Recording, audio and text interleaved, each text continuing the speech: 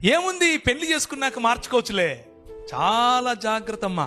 కనీసం వారానికి ఒకరు నాకు ఫోన్ చేస్తారు, అన్నా ఇలా వివాహం జరిగిపోయింది, మావాడు ఇంకా రక్షణలో లేడు, చాలా బాధపడుతున్నాం.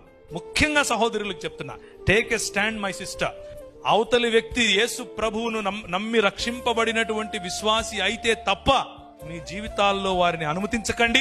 మీ పెద్దల ప్రెషర్ అయినా సరే, మీ కులం యొక్క ప్రెషర్ అయినా సరే, వారితో మాట్లాడండి. కానీ ఇలాంటి దేవుని వాక్య విరోధమైనటువంటి వాటిని మీ జీవితంలో అనుమతించకండి. Same thing with young boys, యవనులు.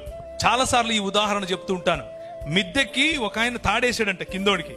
ఒరే పట్టుకొని ఎక్కరా అంటున్నాడు. ఎక్కేవాడు గుంజితే పైనోడు పడతాడా, లేకపోతే కిందున్నోడు పైనున్నోడు గుంజితే కిందోడు పైకి వస్తాడా? ఆత్మీయతలో కూడా అంతే. నీ స్థాయి ఏంటి? ఇశ్రాయేలు, నీ భాగ్యం ఎంత గొప్పది. యెహోవా రక్షించిన నీ జీవితం